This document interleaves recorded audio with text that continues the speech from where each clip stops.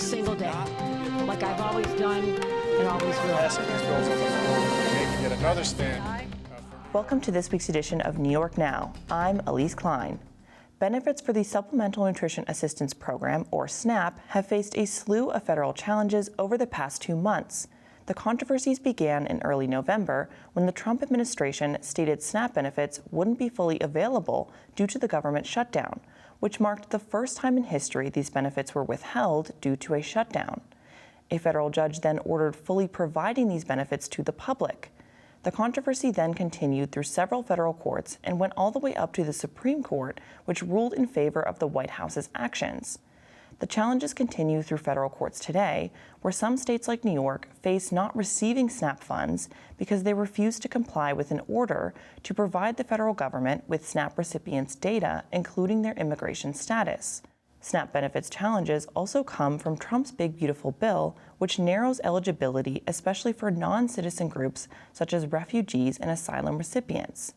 New York State Attorney General Letitia James, along with a coalition of other state attorneys general, has responded asking for clarification from the Department of Agriculture on this issue and sued the Trump administration for unlawfully cutting off SNAP benefits. We sat down with Angie Pender-Fox, the Associate Executive Director for the Food Pantries for the Capital District, to talk about these challenges to SNAP benefits, how the state is reacting, and what food insecurity looks like in the state. Here's that conversation. Thank you so much for joining us today, Angie. Thanks for having me. So why don't we start by just talking about, what are SNAP benefits? The SNAP is the Supplemental Nutrition Assistance Program, for people who don't know. Just talk about what kind of impact it has on families and, what it means to them. Sure. Well, SNAP is critical to families who are in need. It really is the opportunity for them to purchase food and have dignity and choice in doing so. And so it's a critical part of supporting families who are in need. And do you know how many New Yorkers are on these kinds of benefits here, or roughly? Yeah, I believe there are about 3 million New Yorkers who rely on SNAP. Okay, so quite a lot then. Quite a lot, yeah. And it really is so important for them in terms of supporting their families. Any changes, restrictions, it just truly affects people's lives. So talk about, let's get into, what does the issue of hunger look like here in the state? And, how have some of the recent challenges with the federal government and actions on that level, been impacting hunger here? Hunger has been increasing steadily throughout the state over the years. During COVID, there were programs in place to help folks. So there were increases in SNAP, there was the child tax credit, there was the American Rescue Plan, and we saw over that time that people were kind of climbing out of poverty. And now, after COVID, and numbers at pantries were actually going down slightly. We saw this in our coalition. And then after COVID, when those programs were no longer there, we started to see hunger climb again, and increasingly so. So we have increase in service levels. People are in need coming to food pantries. And then we have these new restrictions on SNAP. So it only means that more and more people are coming to food pantries. So it makes it quite challenging for our pantry people, our members who are serving the public. In addition to that, there is inflation. So not only does that affect the people we serve, but it also affects our food pantries because they do purchase food as well. So the pantries then, what are some of the biggest challenges they're facing at the kind of just basic level for getting food out to people? Yeah, so really it is having the funding to be able to provide that food. It's also seeing an increase in need, so more and more people coming to the pantries. When SNAP was disrupted during the last government shutdown, we had pantries say that there were lines out the door to serve people. And when service was up, shelves were bare. And they were very, very concerned that they would be able to sustain that level of need. And can you talk about, your reaction with all of the back and forth between, federal courts and the Supreme Court on just releasing funding for SNAP? What's your reaction to all of that going on? Well, it's just very, very frightening. Honestly, it's frightening for all of us, and especially frightening for those that we serve and frightening for our member pantries. It's just the uncertainty of everything and really not knowing, the no control, not knowing, and not being sure of will we be able to either have food for our families or have the funding and the food that we need to serve people in our communities. And can you talk about the relationship between immigration status and SNAP benefits? I know that the United States Agricultural Secretary had recently said that the Trump administration is considering, withholding funding from states like New York and other, blue states that are basically not giving them data on people's immigration status. So can you talk about that relationship and, what your concerns might be? Yeah. It feels a bit like the weaponization of food. It is creating a real fear and anxiety, I feel, and again, this uncertainty. So what will happen? And this is a real problem. It's a real problem for pantries. It's a real problem for the people that we serve. They want to be able to know that they can go to the pantry, that they're even with SNAP, what is happening with their personal information. And it's very, very frightening how food is normally thought of as comfort and sustaining, and this is really the direct opposite. It's creating fear and anxiety. And how do you think the state has responded to all of these actions at the federal level around SNAP? I know that the governor has acted on releasing some additional funds to help provide for SNAP benefits, and state leaders like the Attorney General have reacted just in frustration with how things are going right now with trying to restrict SNAP. Yeah, I think that the support of the governor is just so very important, and working together, this is our tagline, we can do more than any one of us can do alone. But there are programs. So there is HIPNAP and Nourish New York, and these programs are extremely important to food pantries and emergency food providers. Last year in the budget, those budget lines were kind of flatlined, given the same amount. And we really do need more for those two programs in particular, because if we are seeing more and more people come to the pantries, then those pantries and food providers need more funding to provide more. Again, it comes back to being asked to provide more with less. And it's so important now, again, I mentioned earlier, inflation as well. So we have to be really thoughtful of that. So that gets into a little bit of my next question. How do you think the state has addressed this issue over the past few years, and what are you hoping to see in next year's budget? So we're hoping to see in next year's budget HIPNAP and Nourish New York being increased. Our ask is 75-75. Honestly, probably could and should be more, but if we could start 75-75, that would be amazing.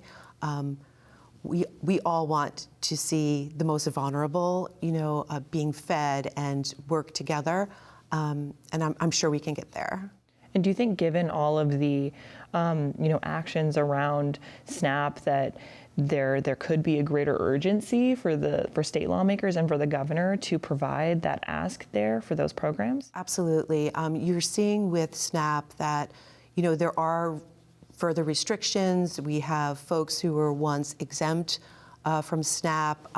Now they will no longer be exempt, like veterans. So this is a real issue that we do have to address, and it will be really, really difficult for the state, because it will mean that there will be some cost shifts for the state as well. I believe in October of 2026, administrative costs, which may be as much as $200 million, will fall to the state. So it really is thinking about what can we do? You can't rob Peter to pay Paul. So how do we make it all work? How do we balance it all out? And that will be very challenging.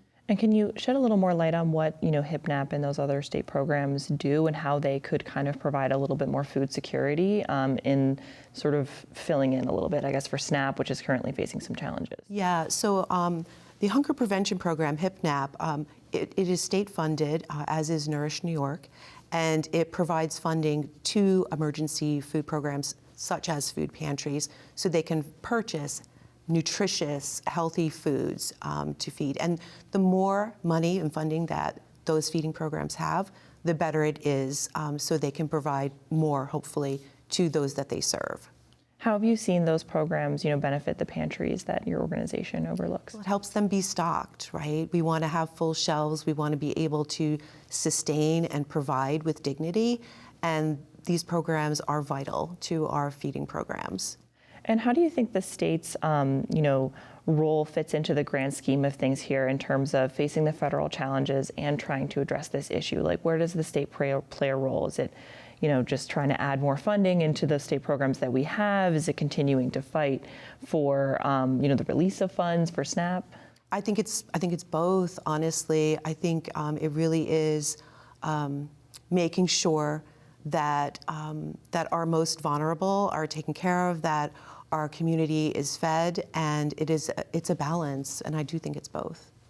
Well, thank you so much for sitting down with us today, Angie. Yes. Unfortunately, that's all the time we have for today. Thank you so much for having me. And we were speaking with Angie Pender-Fox, the Associate Director of the Food Pantries for the Capital District. Thank you.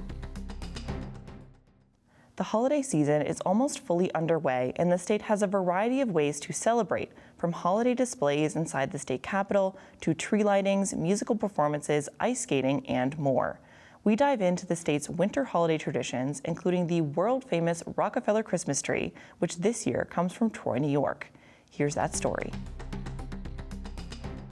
New York is full of holiday traditions, from ice skating and holiday trees to musical performances and horse-drawn carriage rides.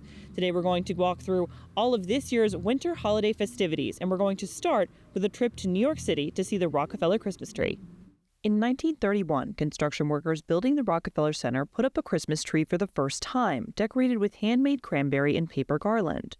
The Rockefeller tree since then has become an annual tradition, one of the most famous Christmas trees in the world and an iconic holiday landmark for the state.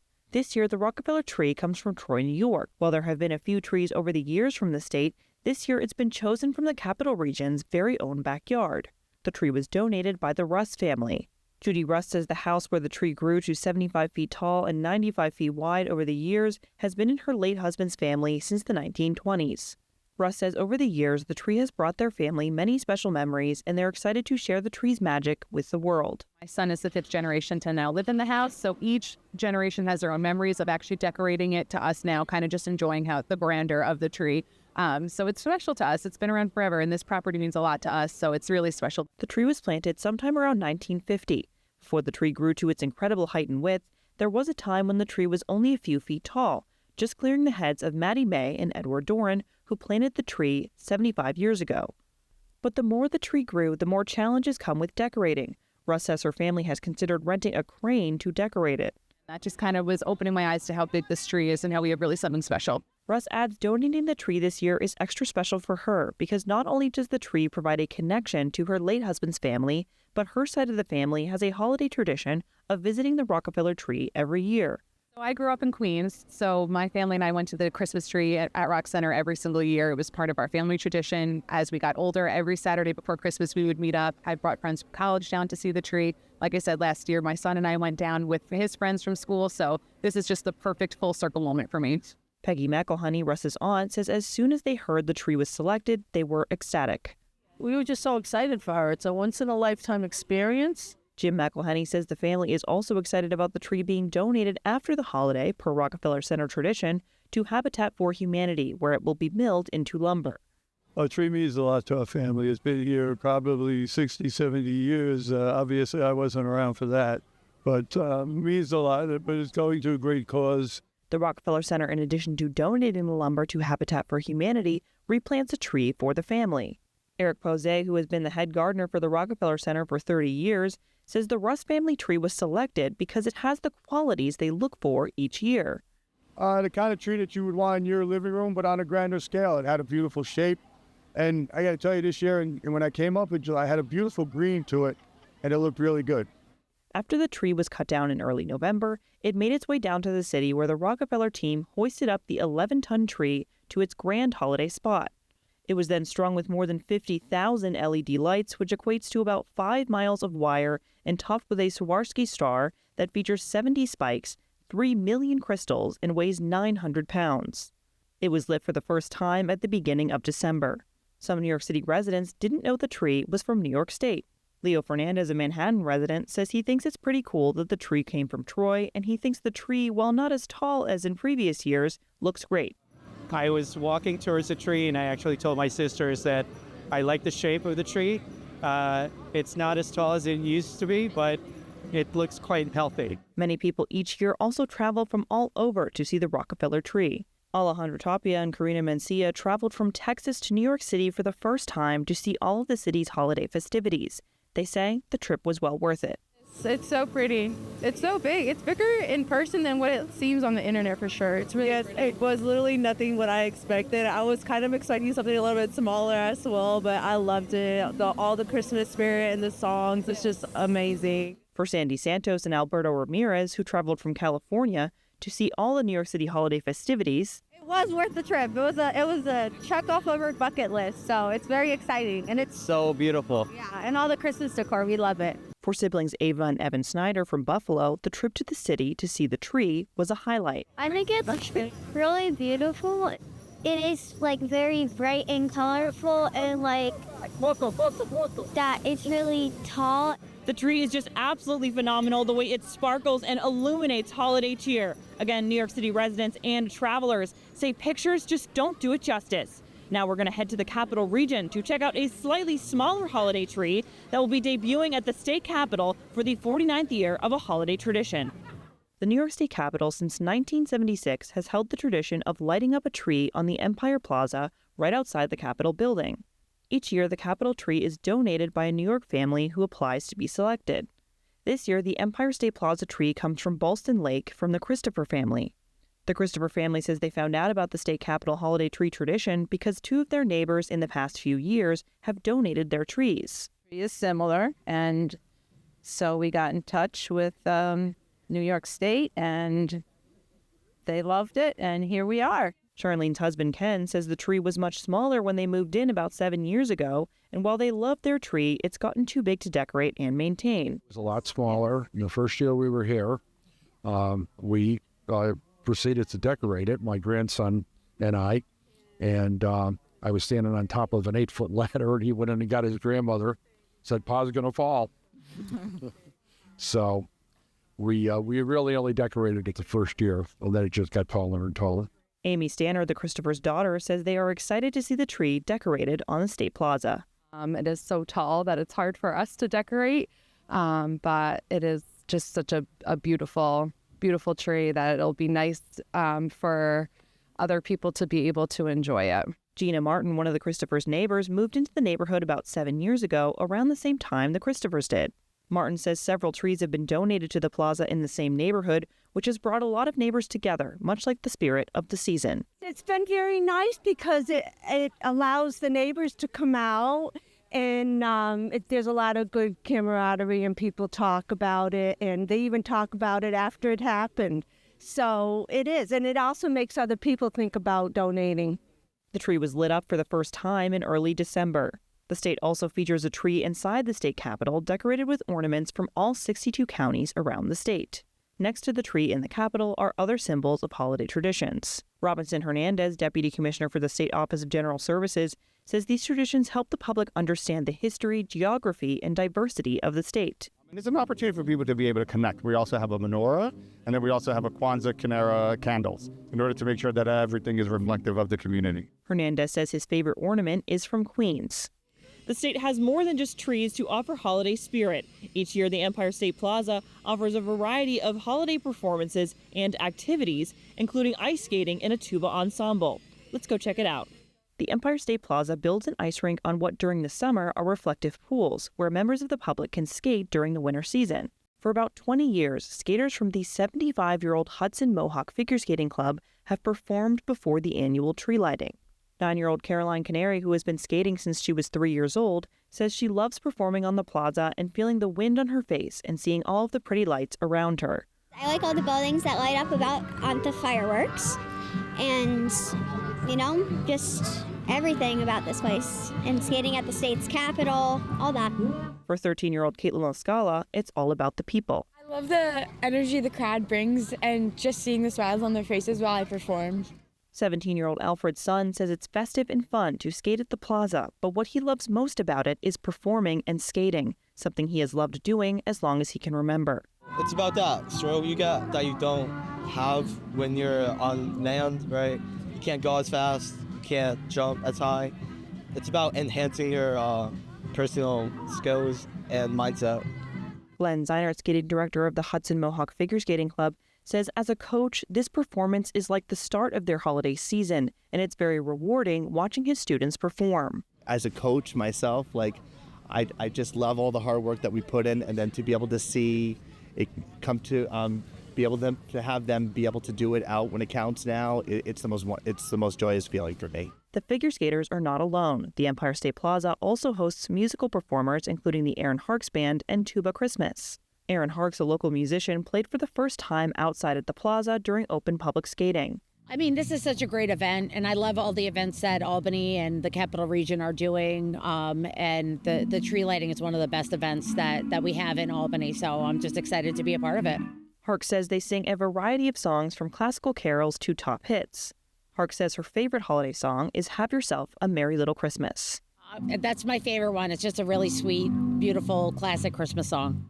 Tuba Christmas, a 52-year-old worldwide tradition that started in New York City at the Rockefeller Center, is kept alive each year at the Empire Plaza's winter festivities. The tradition started in 1974 from Harvey Phillips as a tribute to his teacher, William Bell, who was born on Christmas Day. Michael Blostein, a high school band teacher and a local coordinator for Tuba Christmas, says the tradition is truly special. And what he did is he wanted to create something to celebrate the tuba and his teacher's contributions.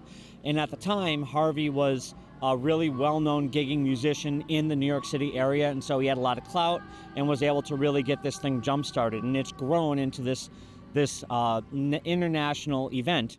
Blostein adds over the last several years, the event has grown even more. He says this year, along with some other coordinators, they tried something different, tweaking the ensemble, calling it festive tubas and trombones. We've taken the concept of Tuba Christmas and we've expanded it to include trombones, which is actually not a thing that Tuba Christmas allows. But to try and encourage more players to participate, we've enhanced it by including trombones, ophicleides, serpents, sousaphones, all that kind of fun stuff. Blostein says they play a variety of songs from well-known Christmas carols to Hanukkah melodies. He says there are a variety of volunteers who come to play, ranging from young music students to professionals and music teachers. We have people who have been playing for only a couple years, some people who haven't touched their instrument in 40 or 50 years who come. We have some grandparents and some great-grandparents. Some families come because a mom and dad play, and then the child plays. Sometimes even grandma and grandpa come. And really, we've got some professionals who show up. But really, it's just there's a tremendous amount of people in the entire region who just want to play. And this gives them a really great opportunity to come and do that. Robin Sheldon, a retired music teacher of 36 years who participated for about 5 years in Tuba Christmas, says the event is fun, festive, and unique. She says she joined when a friend told her about it. My friend Kevin said, come do it, it's fun. And it's the most festive thing you can imagine. She adds that it also shines a light on brass musicians. Tuba players don't get a lot of respect. The low brass players, they're kind of in the background. And this is a fun event because we get to play the melody, we have the festive music, and it's just something we don't get very often. Blostein says one of the goals of this tradition is to help promote orchestral music and show the public it's so much more than what they might think. As a school teacher, one of the things that we really try and do is get away from the stereotypes of classical music is this, or ballet is this, or something like that. And instead, we try and encourage everyone to be who they are and try and expand what the instrument is capable of. And that was actually one of the reasons why Tuba Christmas began all those years ago, is to demonstrate how the instrument is far more than just the bottom end of an orchestra. The state's capital, much like the New York City touring staple, features holiday horse-drawn carriage rides. And today, we're going to check it out. I climbed onto the carriage and took my seat for the 10-minute ride. The horses pulled the carriage around the West Park of the Capitol. The view was incredible, and the horses were so calm. With the snow on the ground and the cool air, the ride felt very festive. And I wasn't alone. Many people were attracted to the carriage rides. Sadie Giles, a local Albany resident, says she needed a break from the winter festival crowds, and she loves animals, so she strolled down to the carriage rides. They're clean. You can tell that they're taken care of. It was really fun, easy, and a comfortable ride. There's still 2 weeks left of the holiday season to enjoy, along with all of the state's festivities, the trees, the ice skating, the holiday carriage rides, and more. The Rockefeller Center tree will be up until mid-January, and the Empire State Plaza tree will be up until about the first week of January. And the ice skating here on the plaza will go through the winter season until about mid-March. So go out and enjoy. Elise Klein, New York Now. And for more information on the state's winter holiday traditions, you can visit our website. Again, that's at nynow.org.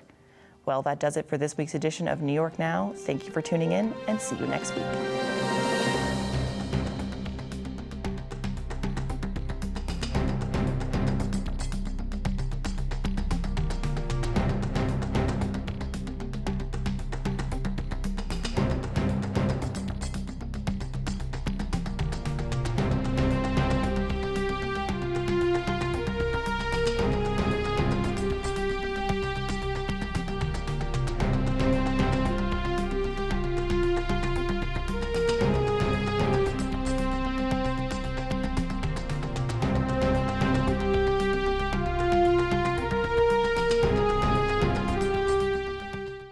Funding for New York Now is provided by WNET